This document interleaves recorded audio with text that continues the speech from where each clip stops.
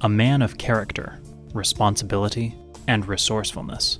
Become that man and join us on the journey towards manhood, finding a better person within.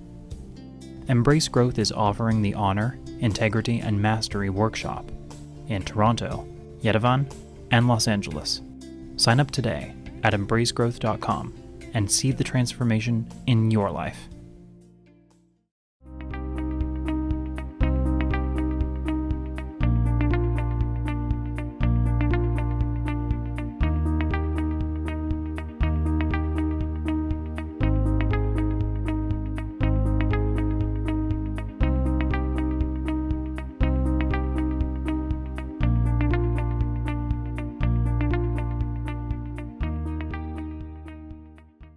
Good evening. Welcome to Love Talk. My name is Gregory Morgan, and I welcome you this evening. Thanks for watching my show. I am the co-founder of Embrace Growth, along with my wife, Dr. Azita Sayan, and together we conduct seminars and workshops throughout the world on relationships. And so this show here today is called Love Talk, and it's about what works between men and women in relationships. And I'm going to focus today a little more on romantic relationships. And so the subject of what I want to talk to you about today is the romantic relationships. Your romantic relationships will form the basis, quite often your romantic relationships form the basis for marriages. And that's not often the best combination. And you'll see why as we discover later on in the program. I will be talking about the difference between falling in love romantically and actually growing into love with somebody who might be your life partner. And then the possibility of actually having both. In other words, being in love with your wife or husband, having an ongoing romantic relationship in your life. And so that's one of the things that's what I really want to speak with you about today. And of course, relationships cover a vast range of possibilities. There are parental relationships and there's filial relationships, or what they call relationships with equals that are not romantic. It could be with your friends, your brothers and sisters, peers at work. So it is the love of people for people who are equal, but that are platonic, non-sexual relationship. Then there are the love of spiritual love, the love of humanity, the love of God, the love of a higher cause. So those types of love are the higher calling or more spiritual love.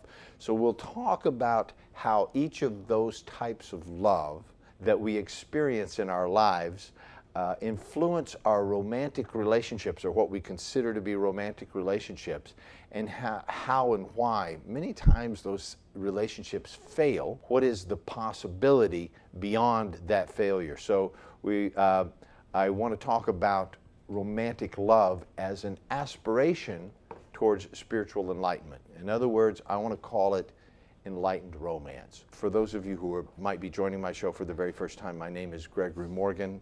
I am a certified master hypnotherapist, a teacher of neuro-linguistic programming and advanced neurological repatterning. I work with my wife on, we have private sessions here at our offices in Los Angeles, and I conduct personal breakthrough sessions with people throughout the world via Skype. And if you have a high-speed internet connection and a webcam, you and I could sit face to face and have a very intense and deeply connected hypnotherapy session, and that I've been conducting those for the last few years via Skype, and I'm finding that it works quite well. So I do something called a complete personal breakthrough session. It happens over a 3-day period. It's an intensive session that lasts from 8 to 12 hours of one-on-one work with me over a 3-day period, in which we actually break through any and all limitations that may have happened or held you back or caused you to have resistance in your life or hindered you in any way in your full self-expression, your personal feelings of happiness and fulfillment, your vision towards your own life, and we completely erase all of those old negative patterns and cause a breakthrough into a whole new realm of possibility for you in your life. And in that whole new realm of possibility, you will find yourself being moved to tears, touched and inspired by what's possible for you in your life. And I promise that. I guarantee it.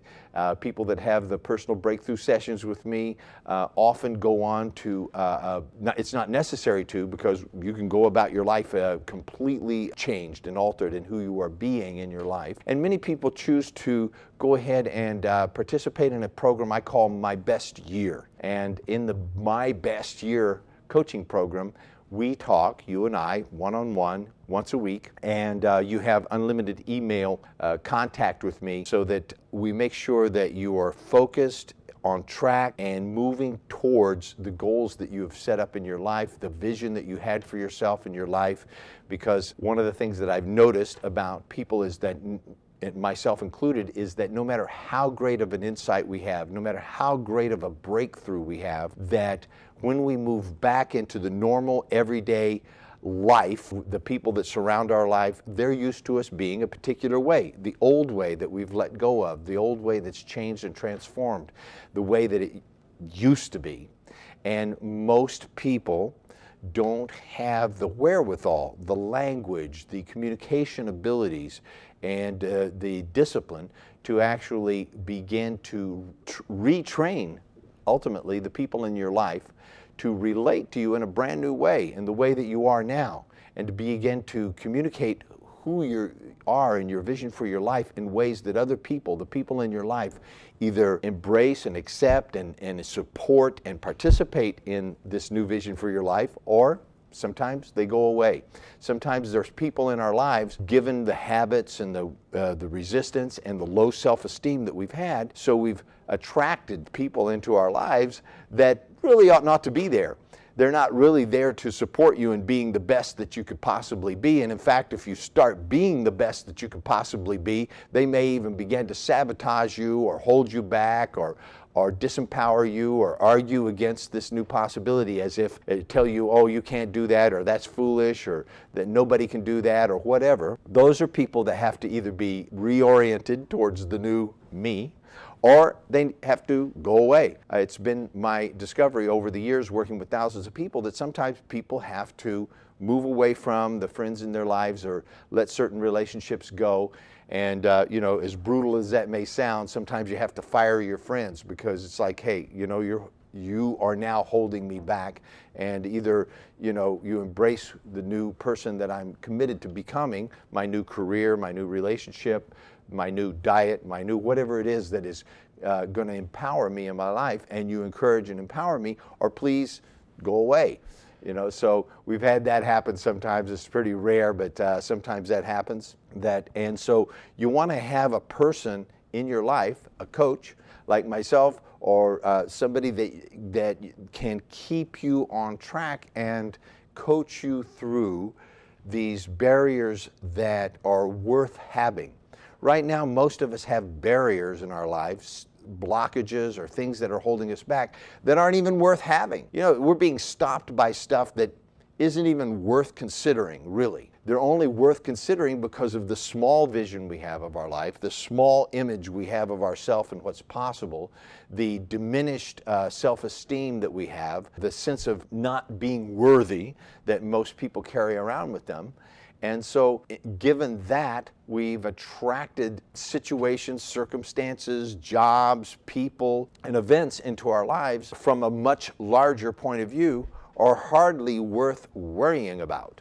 You know, once you've expanded your vision of your life, and I don't mean not worthy like in a diminishing or ugly way. I just mean like there were obstacles that held you back when you were 7 years old that you wouldn't give them 2 seconds of thought today. They're not worth your time. You know, you used to worry about what time's my mommy picking me up, you know, or do I have permission to go to the restroom? those kind of considerations aren't worthy of consideration today as an adult. Some of the concerns, the hindrances, the concerns and possibilities or lack of possibilities that you may have in your life now are simply not worth your time. They're certainly not worth devoting your life to trying to figure them out, trying to work through them, like going to therapy for 20 years or, trying to get a PhD because you want to be smarter so that people will think better of you so you could feel better about yourself. You could just start feeling better about yourself already and then see if it fits for you to get a PhD or not. See if that's really something that's worth your time or that you really want to do. If that, if you were doing it just so that you could feel better about yourself and have greater self-esteem, well, you could have greater self-esteem right away in a very short period of time without all of that work and investment. So, and then if you decide to go ahead and get your education and a PhD or whatever it is that you're up to accomplishing in your life, I'm just picking that as an example, then you do it from a place of power, a place from self-knowing, a place of it becoming an expression for who you are rather than trying to get someplace that you're not. So we were talking about enlightened romance and the possibility, what it means to seek romantic love as a source of enlightenment. So I'm going to say a little bit more about that now. There are different types of love. There is the love of a parent for a child, which is maternal love or paternal love. The love of a mother for a child is an unconditional kind of love. It is platonic, meaning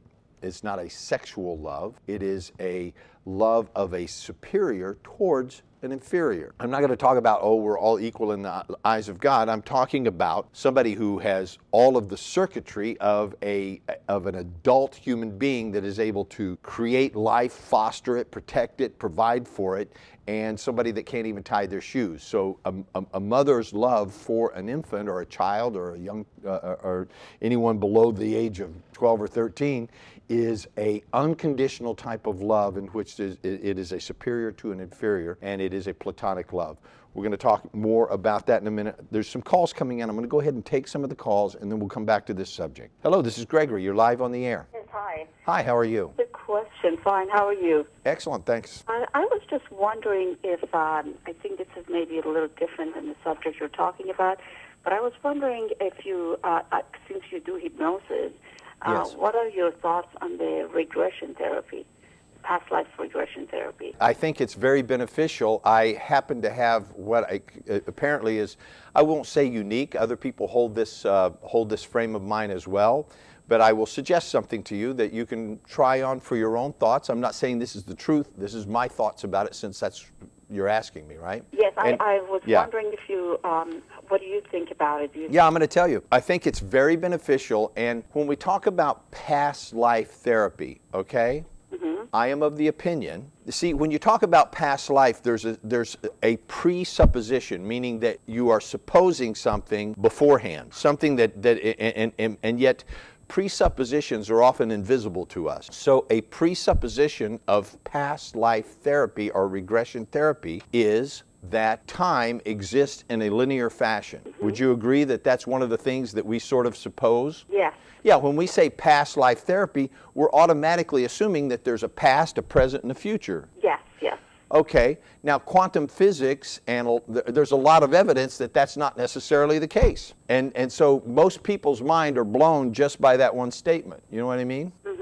He's like, what do you mean time is not linear? Well, we've kind of been taught and to learn to think of time in a linear fashion, like a past is over here and the future's over there and the present's right here. But as far as like there are books that are written on Yes. that subject. Well, so I'm going someplace with this, and and listen, I've had past life therapy or regression therapy, and I've had these type of experiences. I just want to throw this out there because, well, it's a little more complex than that, okay? Okay. Many people come back from past life therapy and it's like, I was Napoleon Bonaparte, or I was, Mother Teresa, or I was, King George III, and so forth, right?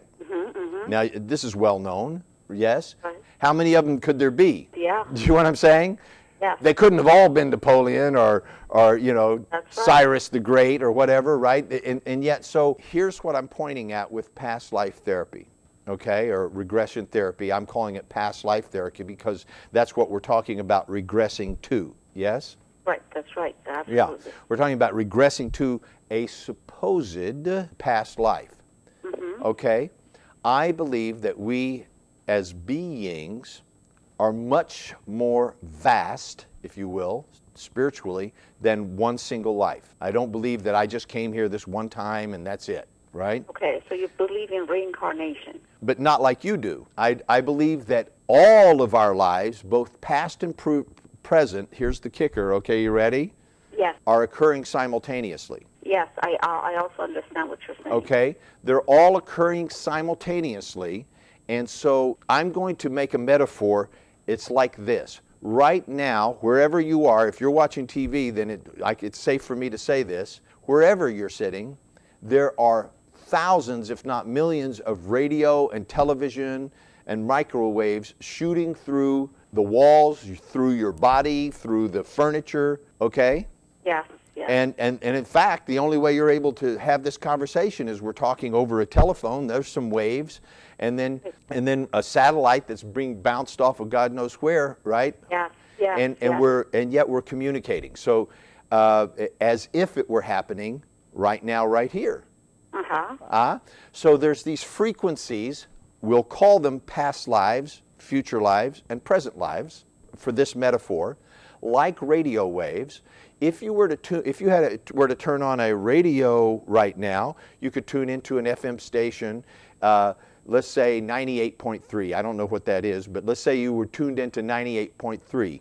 While you're tuned into 98.3, you can't hear 101.5, right? That's right. You can only hear the one you're in. Right, right. Well, lives are like that, you see.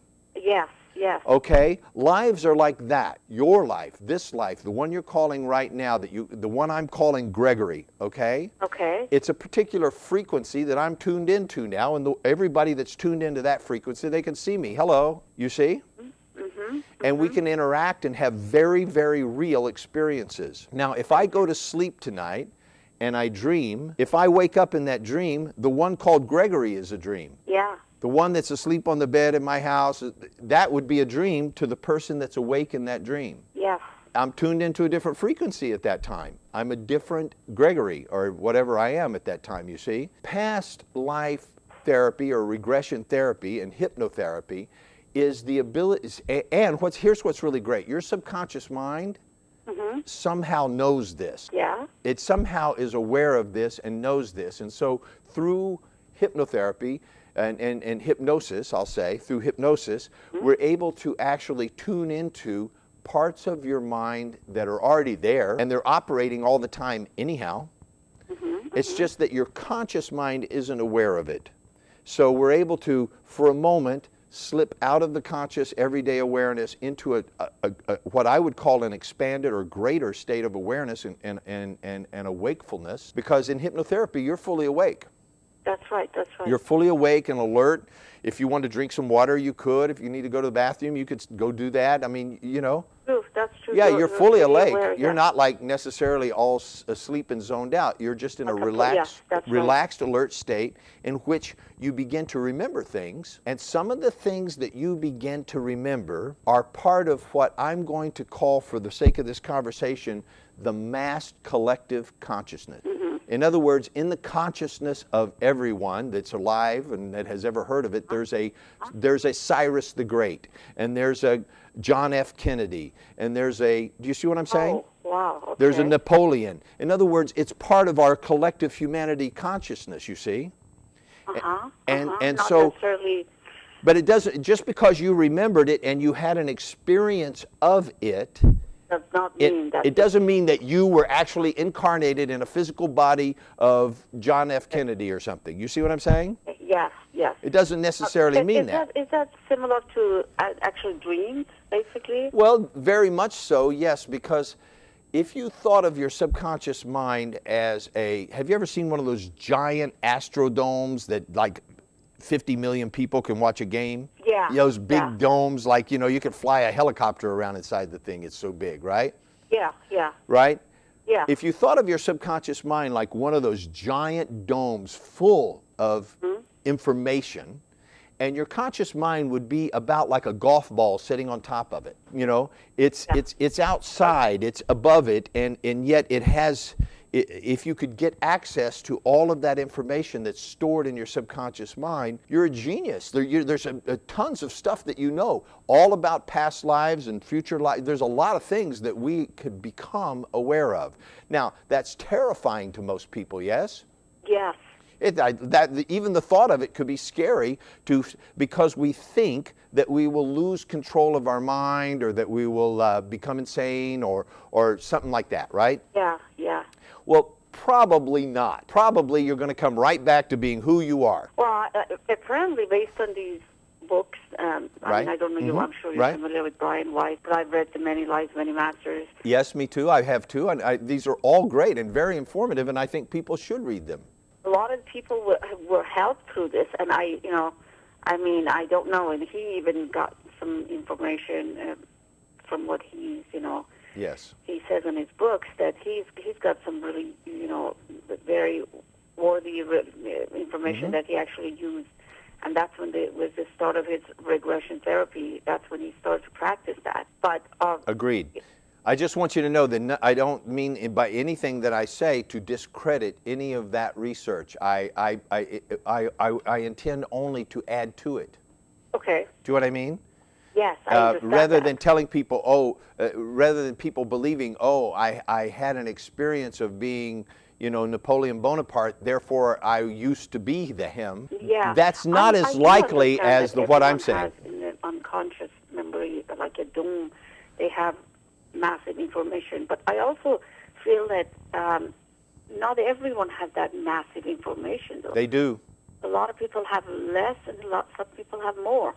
No, it's not less or more. It's about. You think it's about the same? Well, if you have a radio and I have a radio, your radio may have a bigger antenna or a more powerful receptor, right? Maybe I've got a little 9-volt transistor radio, but you've got one of those big ones with a lot of cables and antennas, right? Yeah, but it doesn't mean that Einstein could have a lot more information, and based on reincarnation, if he was reincarnated in in another body, he obviously would have a lot more information than just I would have. Is that right? Am I right, or do you think that? Do you think that I'm kind of like I'm wrong as far as thinking that I might not have that massive information in conscious versus him, where we both have the same amount of information we would have if we were to, tap into our unconscious? What I'm saying is that the information is there, okay? Okay. And it is available to whoever has the consciousness or the antenna, if you will, to tune into it. Okay. The consciousness and the awareness to tune into it. So people that we've considered to be enlightened, to be prophets, to be Christ-like, to be enlightened people, are people who are open to it and who are receiving it and who are able to receive this information and transmit it by giving it words and talking to people, right? Writing it down, and still. It's just a matter of being open to it? Well, yes, open to it, and it does take a certain amount of discipline and rigor, because it has been said, and many psychologists will, I'm sure, agree with this, if you were to have the gates of your subconscious, the flood open, and your conscious mind be flooded with all of the information that you do have access to, you would sort of go instantly insane. I see. Yes. Your ability to function and even care about functioning normally could be impaired, you see? Yeah. Right? And so this is what happens with people who've taken a lot of LSD, for example. Back in the 60s, right? People used to take LSD, and it would open the gates of their consciousness, and then, to an outside observer, it would look like they were totally insane right now, right? And then the effects would wear off, and they'd come back to being. All of a sudden, have at some point been doing drugs, and all of a sudden, at some point, their consciousness has opened up, and they went crazy. Like I said, it requires a certain amount of discipline and rigor in order to be conscious and aware of, and yet behave in a way that's conducive to your life, yes? Yes, as far as like not using that power in the wrong. Yeah, I used to joke that the only difference between an enlightened person and a crazy person is that the enlightened person knows how to act normal. That's right. They will have to. They didn't forget how to act normal, right? They can still keep functioning in the world and behaving in a normal fashion, so which requires a certain amount of discipline and rigor. That's what I'm talking about. You see? Yes. I Yeah. do understand this. So part of it, the job of a hypnotherapist is to, first of all, choose your clients well. Make sure that they are normal, healthy people. Every normal, healthy people, by the way, have issues, right? That's right. Everybody's got issues. Normal, healthy people has issues, so it's normal and healthy to have issues. If you have no issues, there's something wrong, right? Yeah, if you I got don't no think issues anyone would come to me whatsoever, with no issues. yeah, if you got no issues whatsoever, you might want to check your pulse because you may be dead. You may be crazy. Yeah, or crazy, right. So normal people have issues. What I always look for when I'm dealing with my clients is, okay, you got issues. Are they dealing with their issues in a way that would be considered normal? You know, maybe they drink too much or maybe they eat too much. That's normal, right? That's one of the normal ways that people deal with stuff. It's not healthy, but it's not crazy. Do you see what I'm saying? Gregory, do you think that the prophets, for instance, they were ordinary people, but you believe that they had some extraordinary, I don't know, ability, power, right? Because that wouldn't be right. Or listen, I'll probably get in trouble for saying something at that time. I'll probably get in trouble for saying this, but I am going to say it because it's my belief and you asked me. And it's really what I teach. Yes, it's your belief. It's what I teach people, okay? And it's my teaching. Asking your opinion. My teaching is this. Those prophets had no more ability than you do. They spent a lifetime or maybe many lifetimes working in a particular fashion. They cared about enlightenment. They cared about the world. They cared about knowing God. So they searched for that. And listen, whatever you search for, you find. Yeah. Right? Whatever you true. search for, you eventually find. So you spend a lifetime, you know, I can tell you that for all of my life and continuing on today, ever since I don't know, I had a very powerful vision when I was about 18 years old. That maybe I'll share with you sometime, but I had what anybody else might call a vision or an enlightening experience, a peak experience, and it opened up something in my mind, okay? And I saw something, now it went away, and it's come back and it's gone away a number of times in my life. But I could not deny what I knew and what I comprehended and what I felt and what I understood at those moments. So I spent a lifetime pursuing that experience. Okay? And it's had me seek teachers and learnings and disciplines for an entire lifetime. I'm 59 years old. I've been doing this since I was 18.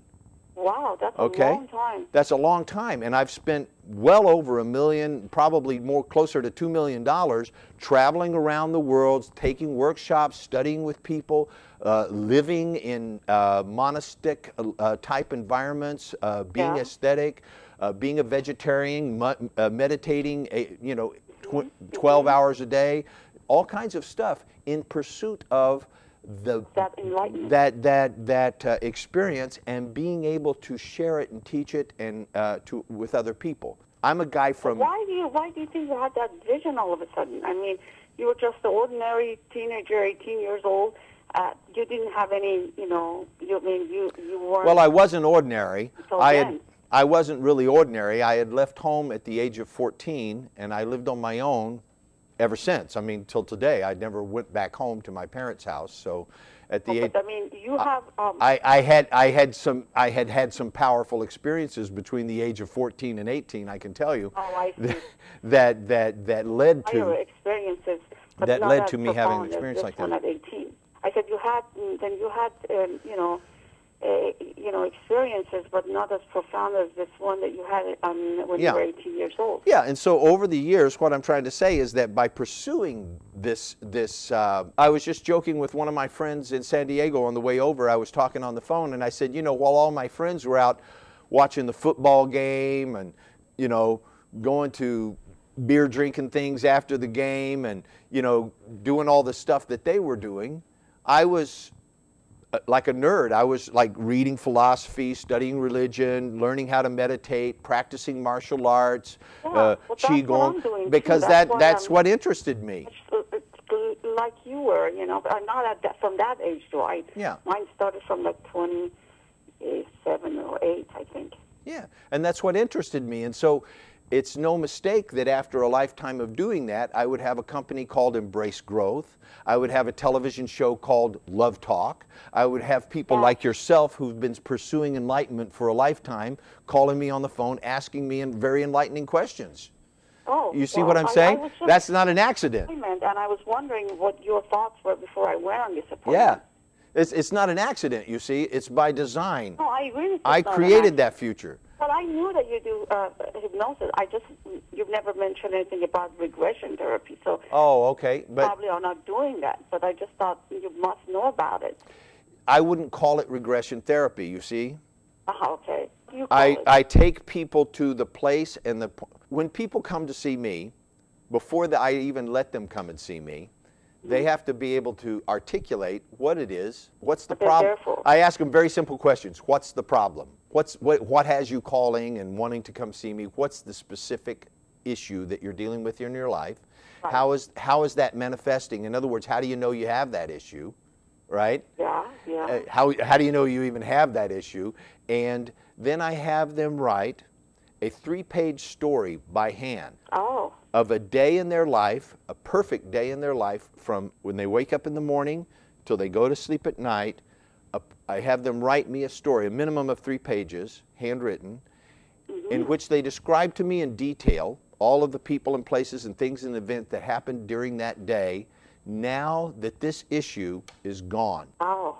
Okay? So even that question requires their subconscious mind to call forth a future out of the infinite possible futures that are out there and begin to manifest it on the page through their writing by hand. So they're already, the question itself is a hypnotic question. Right. Tell me the story of your life in one day of your life now that this issue that you've had all your life is gone.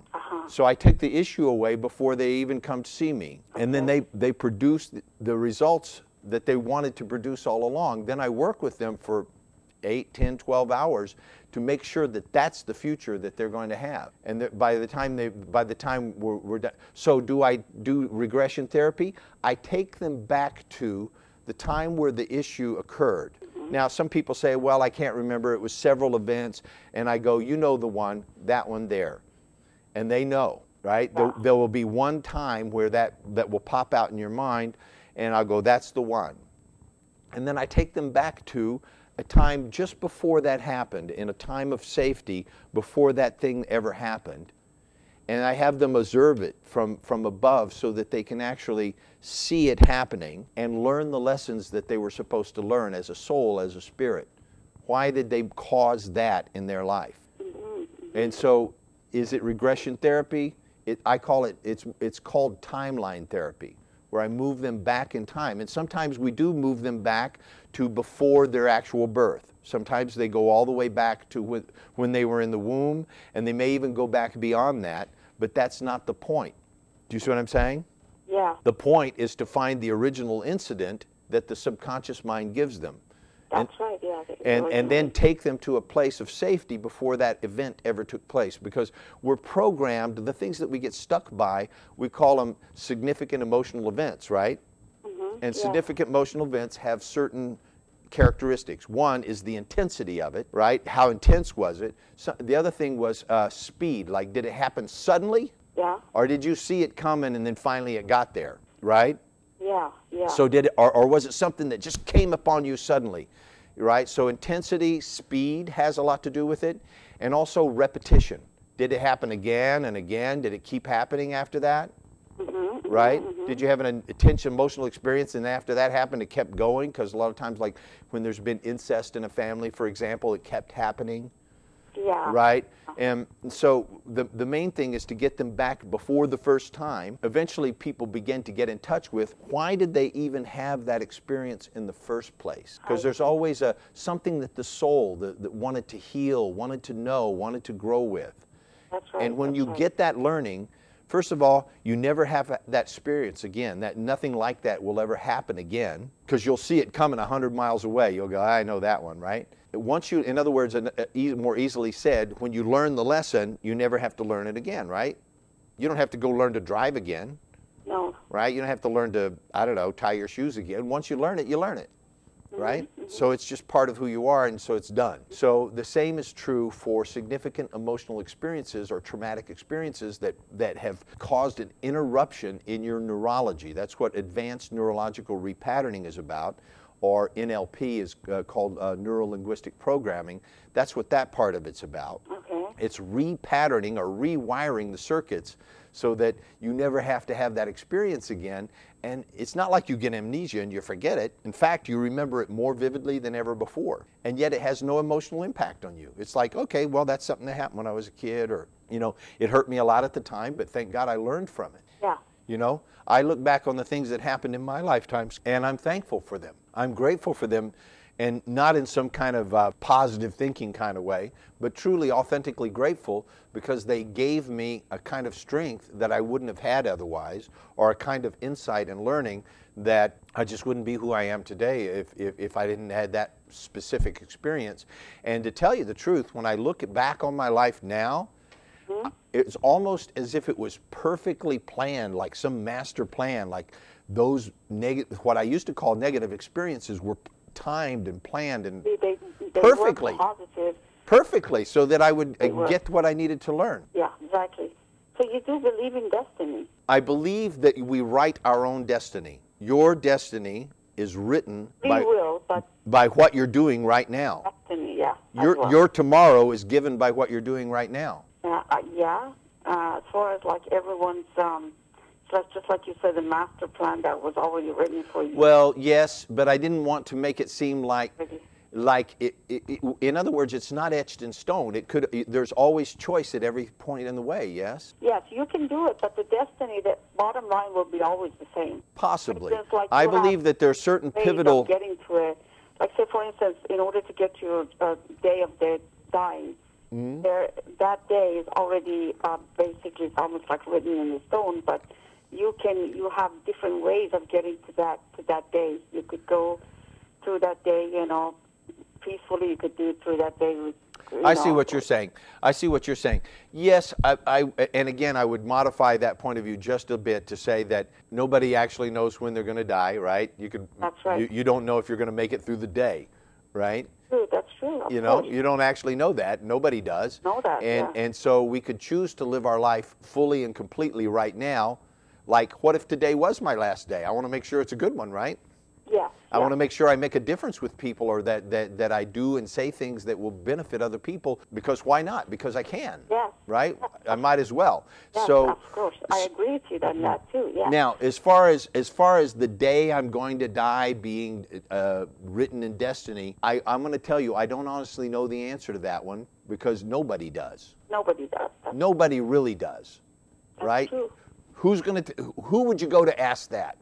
Right? Nobody actually knows the truth about really that. Go to ask anyone that. It's just written on the, on our books, in our. Yeah, they're going to tell you something that they read and believe. A belief is a conviction, is an idea that you are convinced is true. Yeah.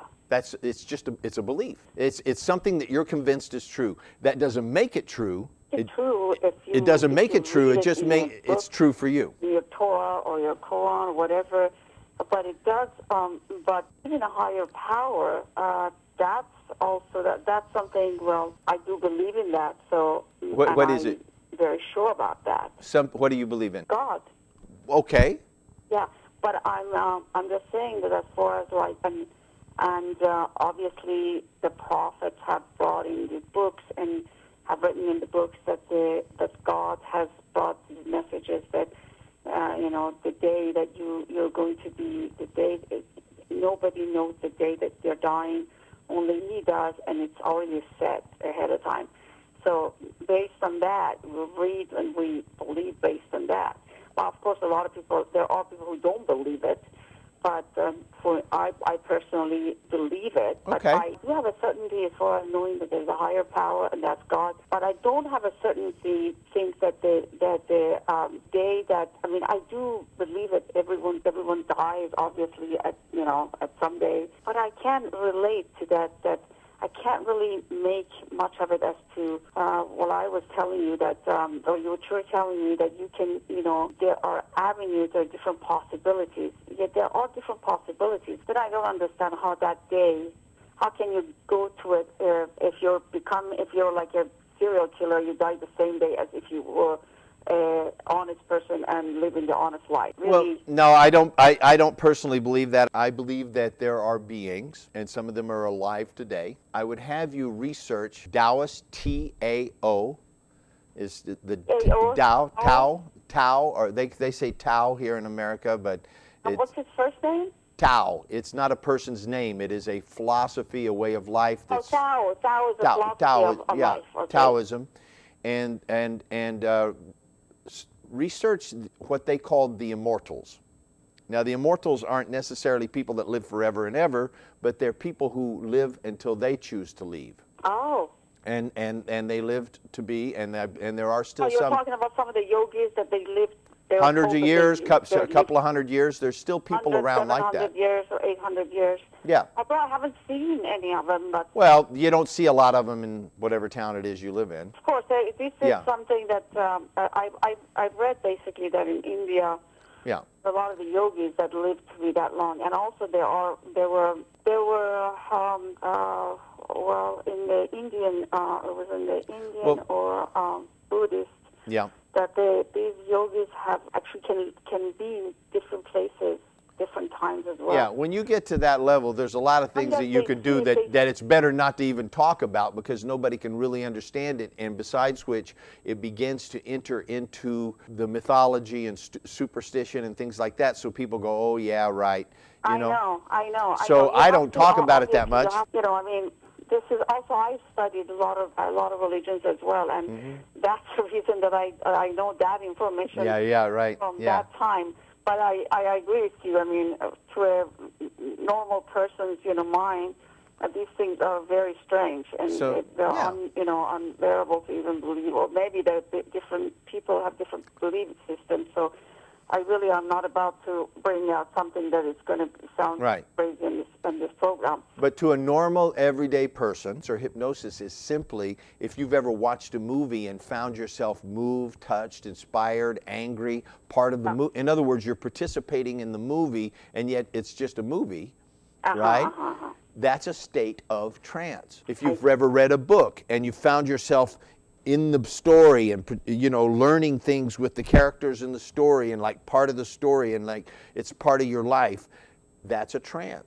Right? So hypnotherapy is very much like that. We have a conversation in which the person is fully engaged in a relaxed and alert state of awareness, and then we're able to go back and see, well, what is this issue? How do you know you even had this issue? Where did this issue begin in the first place?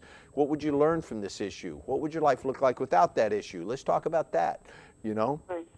And what does this issue cost you so far? And what issue, right? So that they begin to loosen their grip on this issue that they have, which is because if you've looked at movies like The Secret or learned anything about the law of attraction, we attract to us that which we are focused on. So if you're focused on your problem, guess what you get more of? If you're focused on I'm broke, then guess what you get more of? Bills, right?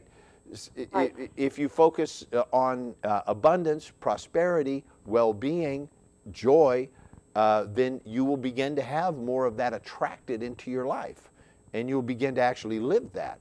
If you want peace, wisdom, fulfillment, partnership, compassion, wisdom, fun, then you will begin to, if you focus on those things, then you will begin to attract those in your life. Most people are attracted on the opposite, or are attracting the opposite because they're focused on that. Okay. You see what I'm saying? Yeah. Yeah, so to get back to your question, regression therapy is about taking you back to that place where you got stuck so that you can let go of that and move on. It happens like that. It's so fast, you wouldn't believe it. So you basically do believe in it, correct? Like I said, belief is an idea that you are convinced Believe is that true. that would work. By That it going works, back yeah, absolutely that it works. the- You bet. tapping into the, Yep, absolutely I believe that it works.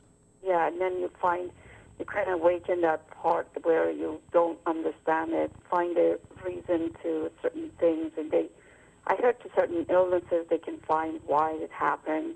I hear that people who have had physical problems have, after they were tapped into the past, they have got to a period in their time in the past that they were able to, pinpoint where that problem started, and then after it was talked about with the regression, or they found out where it came from, and pain, in a way, just kind of disappeared. I'm going to share a story with you. It's very personal, but I'm going to share a story with you that I've never shared with my television audience, but I think it's appropriate to this conversation. You can't see it very well, but there's a scar right here on my eyebrow. Oh, okay. Okay, where a chunk is missing from my eyebrow. And that's where I was hit in the eye with a rock when I was a little kid. Oh, wow. And as little kids, we used to throw rocks and get in rock fights, okay? We were rowdy kids, and we'd throw rocks and, as a way of having fun. And I got hit in the eye with a rock, and, I had to have stitches, and that's not the important part of the story. Yeah. The important part of the story is that over my lifetime, through my teenage years and up into my early years, in my early 20s, I kept getting injured over and over again. I'd turn and bump in the same spot. I would turn and bump my head. I'd be walking down the street, something would fall and hit right there. I would just kept getting injured over and over in the same spot. Now I'm alert and aware enough to realize that, hey, what's going on here? Exactly. Right? I got a whole body. How come I keep getting hit in the same spot, right? Exactly. Right? Exactly. If there's something flying through the air, it's going to hit me right here, right? So I kept getting hit. I've got a couple of scars. You can't see them, right? But the little scars in my head, I kept getting hit in this area right here. Yeah, that's okay? crazy. One time, I was in my early 20s. I was sitting on the couch with my father, okay, who was towards the end of his life at that time. Okay, he died shortly after this, and I told him about a dream I had. Yeah. I dreamed that I was a little kid in an old country school, almost like a log cabin type of thing, in an old country school, and there were some big boys that were sort of beating me up and hitting me, and that I had an older brother. Now, I'm the oldest in my family, so I don't have an older brother, but I had an older brother in my dream, and he came running around the corner with a stick, and he beat these boys away from me and chased them off. And I tell my father this, and he starts crying. Oh. Okay? Okay. And I'm like, Dad, what's up? He said, that was me. I remember that day. What? And I said, what are you talking about? My father had a little brother that was weak. He had a weak body. He was little and petite, because all the men in my family were big, but he was little and more weak than the others. Oh. And they were beating him up, and my father, when he was young, beat those boys up with a stick and chased them off. Oh my God. Okay. You dreamt about that? You had no idea. I dreamed a real sequence that had actually happened in his life. Now, I'll say the next thing about this. He said, my little brother was the most important person in my life. I loved him more than anything. Oh. And when he was a little kid, he was swinging this little brother around out in the snow. They were playing a game, and he was swinging him around by his feet. Okay, like boys might do, and hit his head on the fence post and knocked him unconscious. That injury, because they lived way out in the country. In my father's time, they lived out in the country, and they still had wagons. Yeah. Okay? It was like 1918 or something, okay? Okay? It was Wow. and they still had wagons, and it was winter, and they would have to have ridden the wagon to town many miles away to take the kid to the doctor. Okay. So they didn't. They just tried to take care of him at home. It got gangrene, and he died. Oh my God. And my father Yeah. used to go out in the fields where they played and talk to him all the time. Oh my God, this is crazy. Wow. Wow, that's it. And when my father told me this story, Wow. we both cried together. We had many memories together, more than I have time to tell you here. But we had many memories together, and that really whole what I'm thinking? that whole lifetime as a young little boy came back to me, and I remembered it consciously, sitting on the couch with my father. I wasn't in hypnotherapy. I wasn't anywhere. I was with my dad, sitting on a couch in Tulsa, Oklahoma. Okay. And I began to remember this whole thing, and I told him things about the field and the things that he saw, and where the land looked like there, and all kinds of things that I remembered about the place where my father was born, and I'd never been there. I don't know where my father was born. It was a little place out in the country in Oklahoma. Wow. In Indian territory, like near a reservation. So I'd never been there physically in my life, but I told him what it looked like there and everything, because I could see it from above. Yeah. And I could see my father in the field. Now, Oh. once we talked that and had that conversation, I've never been hit here ever again. Really? I don't know, that whole phenomenon of me bumping my head on the right side right here just stopped happening and never happened again. Huh. You know, so when you say, do I believe in past life therapy and regression therapy? Yes, I do. I've had some personal experiences in that domain. Although I wasn't at a therapist's office, I dreamed it, and I had a real conversation with a real live man, my father.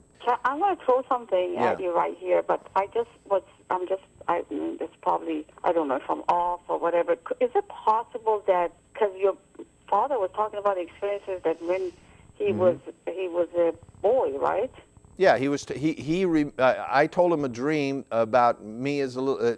In the dream, I was the little brother. Okay, in the dream, I was his little brother, but I didn't recognize that. I didn't recognize that. His brother. What I'm trying to say is that, how old was he when you saw him in that dream? But how old did you say he was? He was probably around. Your brother. I think he was around 12 or 13. He was like a young man. And his little brother Yeah. was how old? 7 or 8. And he died in the age of 9? Something like that, yeah. Before Is 10. it possibility that his soul was reincarnated in you? Well, that would be the logical conclusion, yes.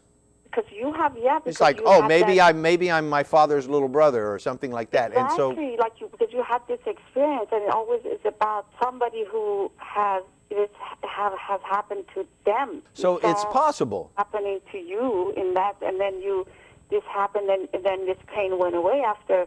Yeah. Told you that incident because you remembered it. Yeah, it's possible. It is very possible. I mean, it's one of an infinite number of possibilities I have to consider. Yes. Yeah. Yeah.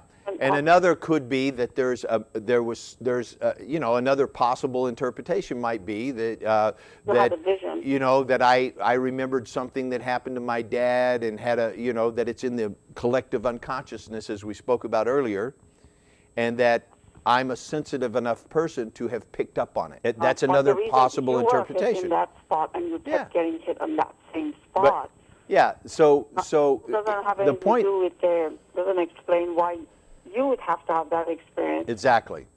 That doesn't. Yeah. But in the other, explaining it different way, there could be a possibility. It is a possibility, and so I want to leave the show with, because I got a few seconds left, and we didn't even break for commercial today. I'm going to get in trouble. My conversation with you, and I do appreciate your input in this, because it really cleared up a lot of things for me. Thank you so much. Thank you I very appreciate your question and your inquiry, and I just want to leave you with this one last thing, and that is, whatever interpretation gives you personally the most power and freedom, that's the one you want to go with. Okay. Thank you. There's not a right one or the truth, right? Yeah. I don't have the truth, you don't have the truth, and all those prophets and sages and everything, they don't have the only truth either. And I would be very shy and stay away from anybody that says that this is the only truth, okay? I don't believe that. Okay. Whatever truth gives you personally the most power, that's the one you should go with. And if it no longer gives you power, drop it. Drop it? If you have a belief or in your life that no longer gives you power, you find that it's a disempowering belief, get rid of it. Get a new belief. I'll get a new belief, yeah. You know what I'm saying? Or go, go further with your search. Yes, keep going, because beliefs are like ladders. They're a ladder that will get you over a wall. You're not supposed to drag the ladder around with you and say, I got the only ladder. That's right. Right? That's right, it's a ladder that'll get you over a wall so you can see to a higher place. You're supposed to keep going. You're supposed to keep going. Not keep climbing up and down the ladder and telling everybody and selling tickets to use the ladder. I mean, you know, yeah. It's like here, if that works for you, climb it, right? Yeah, that does.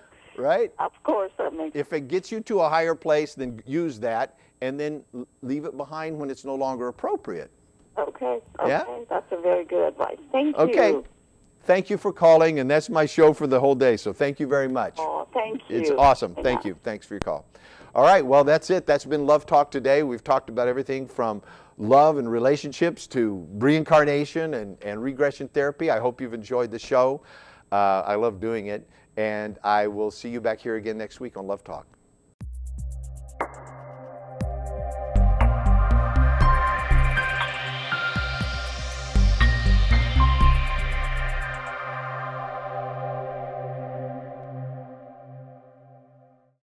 Welcome to the all-new EmbraceGrowth.com. You'll have access to all the content you love at the click of a button. Videos of seminars, events, and the ability to sign up for workshops. Direct access to digital downloads right from your mobile devices. Stay in the know and see our latest graduate events. Watch your favorites anytime, anywhere. Visit us today at EmbraceGrowth.com.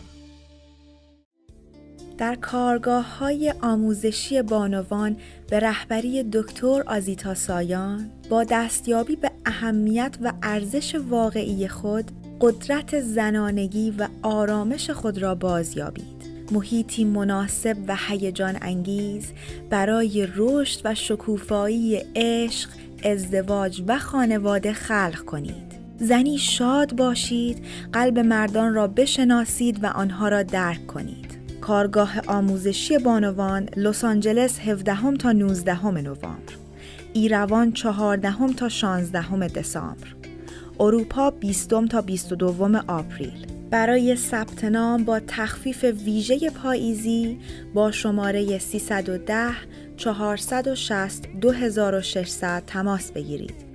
این تخفیف تا 20 نوامبر تمدید شد. A haven for the weary soul. A source of inspiration and community, redesigned to bring you meaningful experiences and unforgettable events. We are a worldwide community of vibrant individuals, displayed in the people who are a part of it, from many nations, backgrounds, and beliefs. Through powerful outreach programs, the struggles of everyday life are confronted and conquered, transforming those who participate into the best versions of themselves. One-on-one sessions are available to keep you headed in the right direction, coupled with the best resources to remind you how to live, whether at home or elsewhere. Programs designed for men, providing the building blocks of maturity, commitment, integrity, and leadership, paving the way for productive and fulfilling manhood. Beyond an understanding of masculine leadership is its application in daily life and development into something truly unique. Exclusive training for women, encouraging growth and empowerment through an acceptance of their true identities, redefining interactions, and changing the viewpoint through which life is seen. Embracing the woman within and accessing facets of your personality hidden beneath the surface. Showing our youth the value of integrity and reliability by creating an indwelling desire to succeed with honor, basing the future on a solid foundation of ideals that will guide them through life, leading by example, and showing others how to clearly convey their thoughts in a compelling way, creating a culture of mature leaders who can help others achieve self-confidence and their goals. Real people and real lives are changed for the better. With every event, more are touched and come to an understanding of their place in this world and their community. Embrace Growth is run by a passionate team and led by the diligence and inspiration of Dr. Azita Sayan and Mr. Gregory Morgan, who consistently teach life lessons based on what works, rather than the passing fads of the times.